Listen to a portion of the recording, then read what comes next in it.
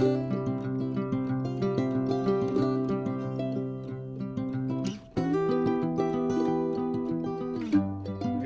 we are in Upton. Professor Patrick, from soon to be from Ecuador, is here as a bit of a guide. Look, we're looking at the famous. Is that an Upton church tower, or is that just a... So I'll just first of all just give you a few facts about Upton. It's the smallest town in Worcester, and it's south of Worcester. You've got the River Severn here, as you can see, and it's quite famous for its jazz festival in the summer. The pubs have reopened, which is obviously... The word being quite there. Yeah. The pubs have reopened. But where we left off, we were just talking about the hills east of Worcester, and Cromwell had control of all of the hills. And this place was significant in the Civil War because Cromwell didn't want Charles to leave Worcester. He wanted to basically trap him. That was the plan. And because he had the east of Worcester secure, he then wanted to get the rivers sorted out. So what he did was he commanded his forces to come to Upton, and this was a royalist stronghold. But in order to take this side of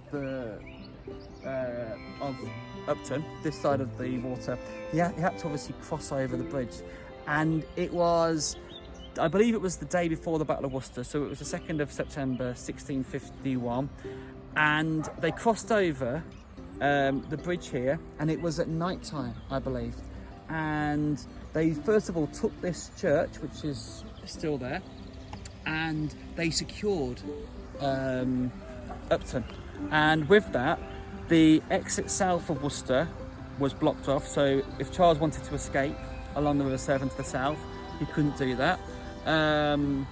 Oliver Cromwell had also taken Bewdley to the north of Worcester, which is also on the River Severn, so he couldn't really use any of the rivers. The only place he could go to next was Powick Bridge, which is a Team going into Wales, but unfortunately, as I said to you in the previous video, that was also taken. So if you just turn the camera around, you'll see the remains of the Upton Bridge here, and we will walk over the modern Upton Bridge shortly, and we'll cross into the town. Fantastic.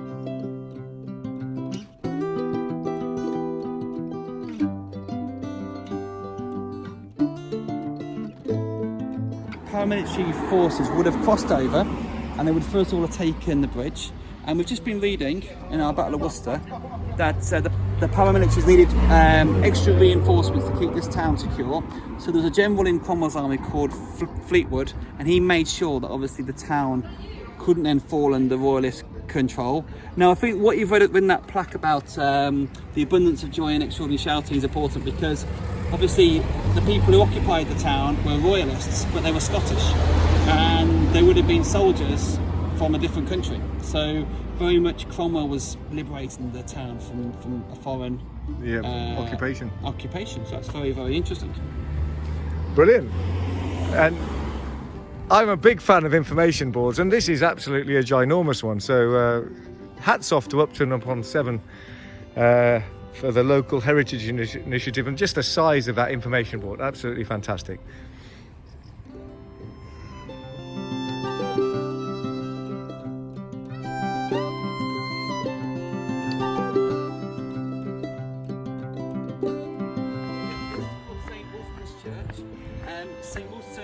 A saint, as you might, as the name suggests. He's buried in Worcester Cathedral, and what era is he from? It was about 1066. Right, okay, so he was very loyal to Edward the Confessor. Right. And William the Conqueror famously only kept one bishop from the reign of Edward the Confessor, and it was in fact Saint Wolstan. Yeah.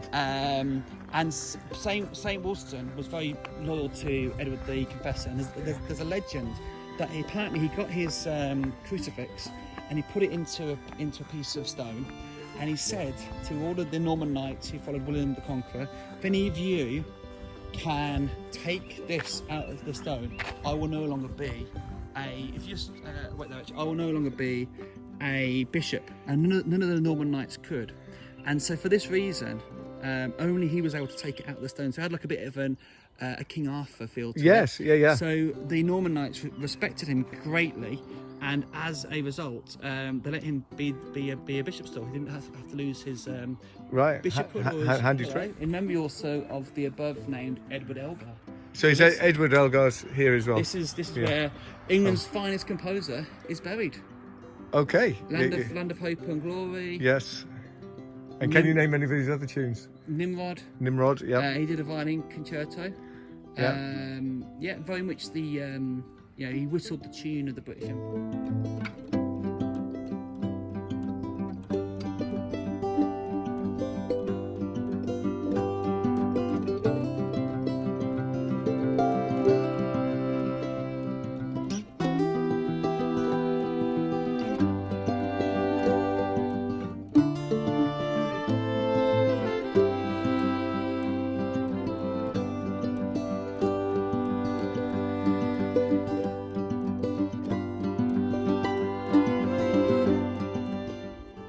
See, it used to be a castle. You can see where the moat used to be.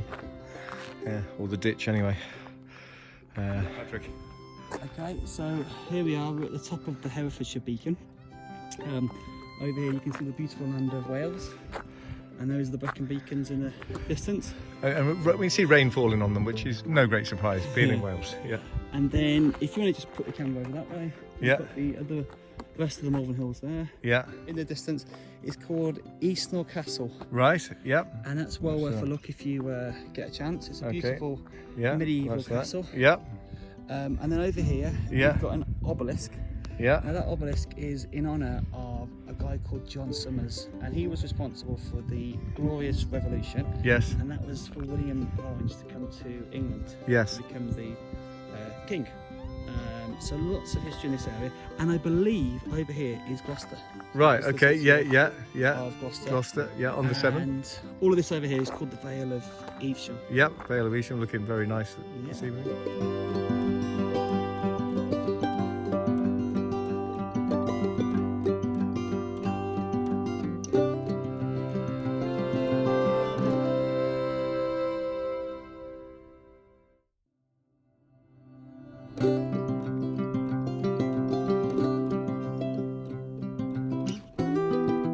So, looks like the sun is about to emerge from the bank of clouds there, and hopefully this is where I wish I brought my Canon M50 with me, with the telephoto lens, but still the iPhone will have to do for this evening.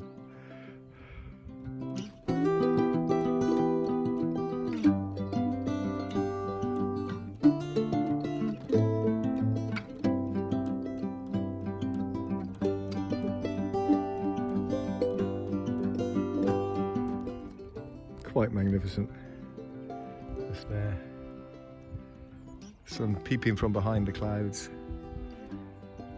You see the Brecon beacons in the distance, a little bit of mist forming on the valley floor. So, quite a sight.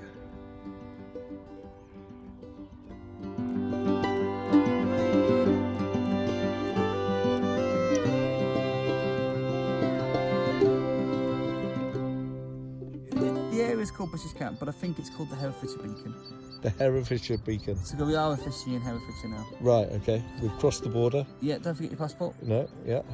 So the Worcestershire Beacon's just over there. Oh yeah, the Worcestershire one. That's the one we were up on last Sunday, yeah. And this Sunday we're at the Herefordshire Beacon. So, oh no, bad shot on my legs, but there you go. What a fantastic sunset it's been up here. Do you want to say a few words? Patrick's actually heading to Ecuador at the beginning of August, having taught in Britain, in Doha, in Shanghai in China, in Bogota in Colombia, and now in whereabouts in Ecuador? It's called Guayaquil. It's the biggest commercial city in Ecuador, and it's the main hub to get to the Galapagos Islands. Right. So if you go to the Galapagos Islands, you have to go through Guayaquil. It's a very hot city. It's at low altitude, and it's close to the beach. Ecuador's quite a compact country. Yes. Right on the equator. It is indeed. Yeah. So I'll be working in the southern hemisphere. Yep. And looking forward to it. Yeah. It should be good. Do you think you'll get a chance to visit? I hope so. Of course, we all remember the Galapagos Islands from the David Attenborough documentaries. Absolutely. So, thank you for joining us here. And until next time. Next time. Thank you very much. Maybe from the Galapagos Islands. Maybe, you never know. We'd like to thank you for joining us and see you on the next one.